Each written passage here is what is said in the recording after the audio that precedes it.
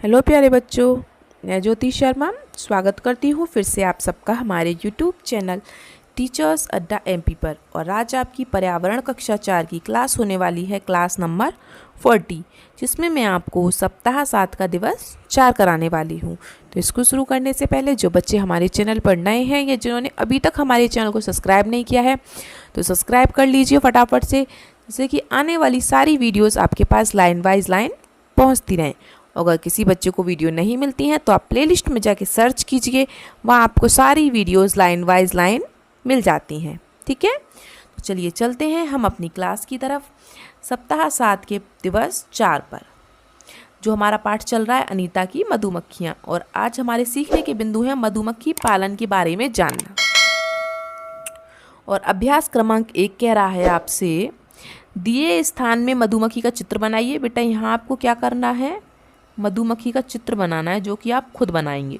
ठीक है, उसमें रंग भरें बढ़िया बढ़िया सुंदर सुंदर, एवं दिए गए प्रश्नों के आधार पर चर्चा करें। तो चलिए चर्चा कर लेते हैं। मधुमक्खी से हमें क्या प्राप्त होता है? शहद। क्या प्राप्त होता है बेटा मधुमक्खी से हमें? शहद। दूसरा, क्या आपको शब्द नहीं बेटा, शहद होगा यहाँ, इसे हटा के शहद लिख लो। क्या आपको शहद आसानी से प्राप्त हो जाता है? बेटा आपको तो आसानी से मिल जाएगा, दुकान से खरीद के ले आओगे। लेकिन जो लोग शहद मधुमक्खी पालते हैं उससे पूछो कितनी मेहनत लगती है। मधुमक्खी काट लेती है तो हाथ सूज जाता है, पैर सूज जाता है, मुंह पे काट ली तो मुंह सूज जाता है ना। हम लोगों को तो आसानी से मिल जाता है, लेकिन वो लोगों को बहुत मेहनत लगती है ना। तीसरा, आपके शहर में इसकी कीमत क्या है? शहद की कीमत ज़्यादातर 250-300 चलती है किलो, तो आप 300 लिख सकते हैं। लिखना नहीं है, सिर्फ चर्चा करनी है। तो जैसे आप अपने मम्मी पापा से पूछना कि आपके शहर में क्या कीमत है शहद की, और आप मुझे कमेंट बॉक्स में बताएंगे कि आपके यहाँ क्या कीमत चल रही है। ठीक है, चलिए तो अभ्यास क्रमांक 2 पर चलते हैं।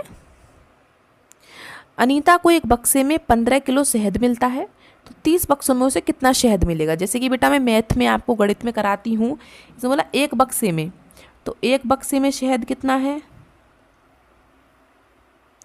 एक बक्से में शहद कितना है? 15 किलो। तो 30 बक्सों में पूछा है तो क्या करेंगे? गुणा। तो 30 बक्से में शहद कितना होगा? 15 गुणा 30।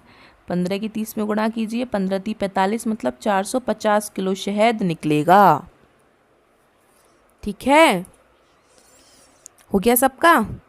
तो चलिए अभ्यास क्रमांक 3 पर चलते हैं और देखते हैं क्या कह रहा है। मधुमक्खी के काटने पर आप कौन कौन से देसी उपाय करते हैं? बेटा देसी उपाय घर में काफ़ी होते हैं, हम लोगों को तो नहीं आते थे, लेकिन मम्मी ने बताया था।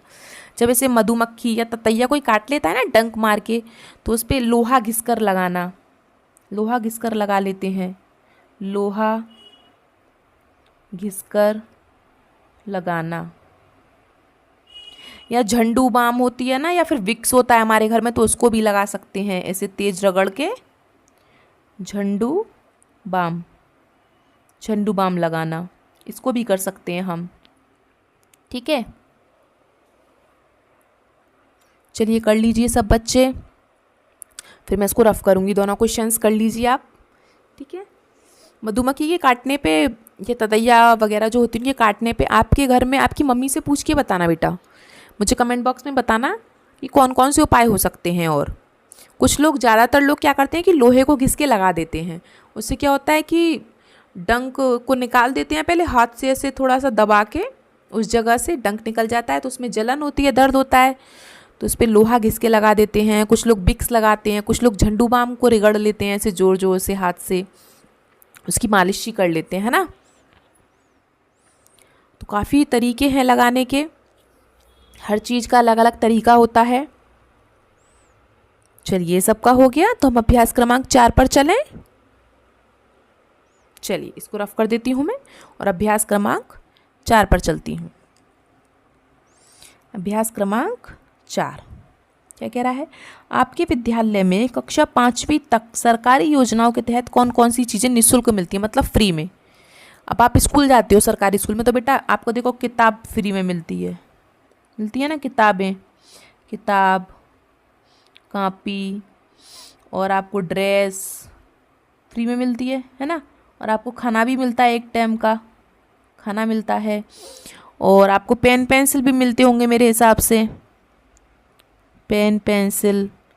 और खेलने के लिए खिलौने भी मिलते होंगे, है ना, खेलने के लिए खिलौने, लेकिन वो स्कूल की तरफ से ही होते हैं, तो आप स्कूल में पढ़ोगे तब तक ही, है ना, खिलौने। तो काफ़ी चीज़ें हैं ऐसी।